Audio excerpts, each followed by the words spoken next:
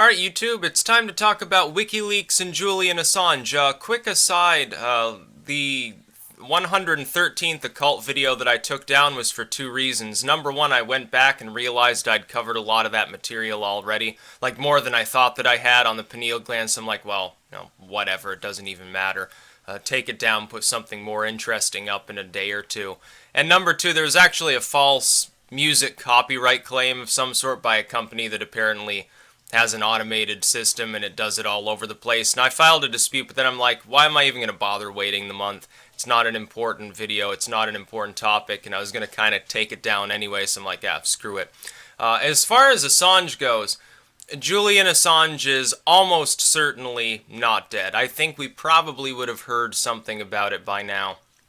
WikiLeaks is still spitting out valid whistleblower material, so I don't know why anybody would consider them compromised. In fact, I have a feeling some of the people saying WikiLeaks has been compromised, and they're saying it in an affirmative rather than a questioning sense, probably shills.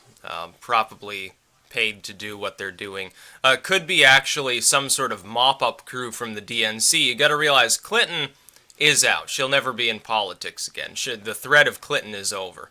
All these people with this pipe dream of doing a recount in the battleground states, worthless. Completely and utterly worthless. She already conceded it would cause a civil war if they actually tried. Jill Stein aside, I think Jill Stein is getting those donations. She's gonna friggin' embezzle them.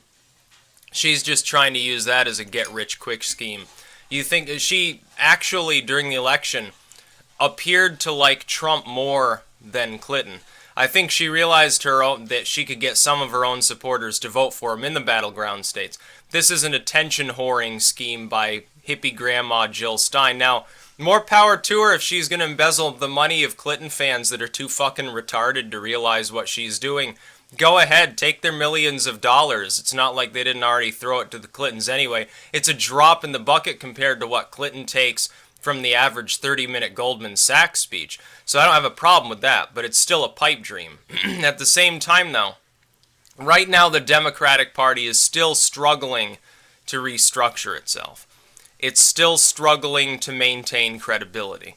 It's still struggling to find its soul, so to speak. If such a soul, let's face it, even exists at this point.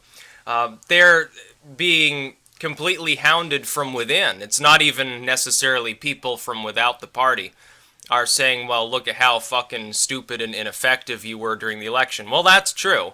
The legacy media won't talk about that. They're too busy talking about how Trump stuck his bubblegum under a bench 50 years ago, so he's ineligible or some crap like that. But watching the Bernie Sanders group within the DNC, his allies he's gone back to being an independent. He's no longer even a Democrat at the moment. And so he's more at liberty. He's been like, well, you can't just say vote for me because I'm a woman and stuff like that.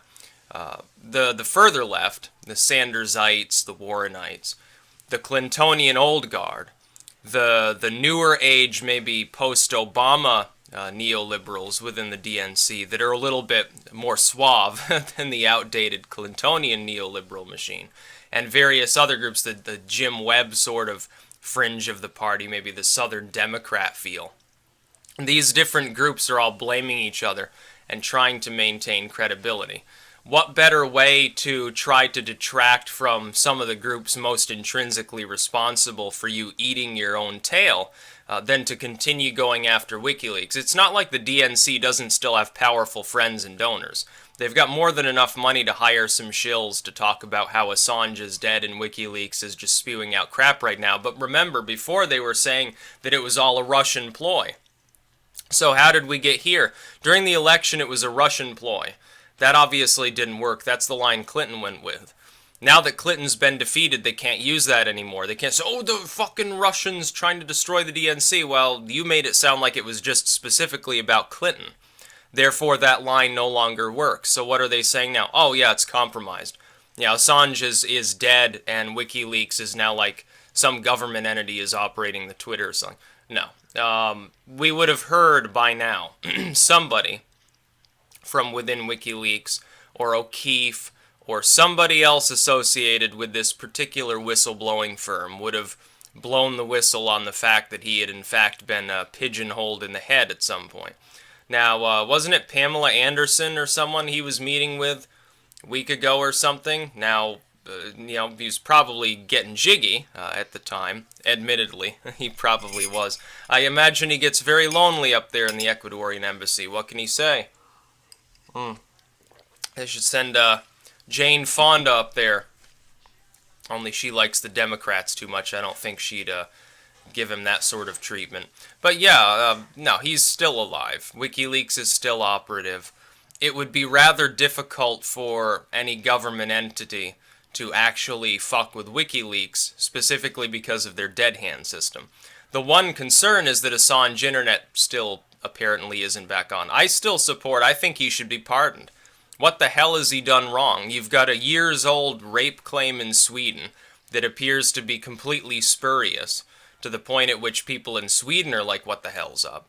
You've got the British acting like he's some sort of criminal, which all he's done is be the head of an organization that for a while now he hasn't even really been in operative control of. It's been other people that are in control of it, that discloses material that other people have given to them. It's not like WikiLeaks hacks anybody. So I'm not sure exactly why he even has to be holed up in an embassy. It seems retarded to me. It seems like a pretty bad statement. Oh, we're so scared of the truth, we're going to drive this person into hiding under the wings of a socialist Latin American state's embassy. Yeah, that makes a whole lot of sense. You're setting yourself up for the kind of crazy dichotomous thought that we had at the height of the Cold War. Maybe the Vietnam era or something like that. Oh, it's the commies versus us. So if we headhunt after somebody wrongfully, mistreat them, and they go flee, they're going to have to flee to some commie country. Well, then it's quite beneficial. You just call them a commie from then on. They did this to Snowden. It's not like this is something that hasn't happened recently either. I can see it happening in the future as the U.S. gets more totalitarian under the neoliberals and neocons. Hopefully Trump can scale them back. But again, he's a mild reformer. It won't be a complete overhaul of domestic surveillance or whistleblowing, headhunting, or anything like that. You have a situation where Snowden, he flees, and people are too dumb to realize that most of the countries that don't have extradition treaties to the U.S. where he can actually take shelter are places like China and Russia, because they're opposed to us on the world stage. And so then you get the helpfully fed line of, oh, well, he must be a Chinese agent. He must be a Russian espionage agent or something. Now, of course, that was never true.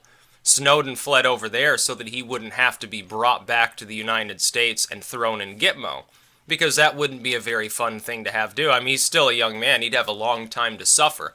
It wouldn't be like some 80-year-old whistleblower files something to WikiLeaks and then says, come and get me, and stands up on his roof with a crossbow or something like that. They're like, what the hell do I have to lose? I'm going to die soon anyway. Now, this is a person, I think Snowden's like, 30, 35 or something. He'd have a long time to suffer. Assange, well, no spring chicken, he's not exactly over the hill either. And he's already been suffering for years and years and years. I don't see the point to it, but I don't think he's dead. If he were dead, it would be a complete overrunning of all of WikiLeaks systems. They would have to take out every staff member. They'd have to grab every server. They'd have to have the sophistication to defeat whatever sort of dead hand system he has. We would have seen all that triggered by now if he had actually been killed. Somebody, I think, probably would have noticed that fact. Probably the people in the Ecuadorian embassy probably would have realized it too. You know, around the time that they found him in a pool full of blood on his bed or something, yeah, I think they would probably say, oh, I think something went on here. I think maybe there was an assassination. I don't know, maybe he's just asleep. Maybe that's wine or something. Just really thick wine. Yeah, I don't think so. I think Assange is alive and well. That's about all. Peace out.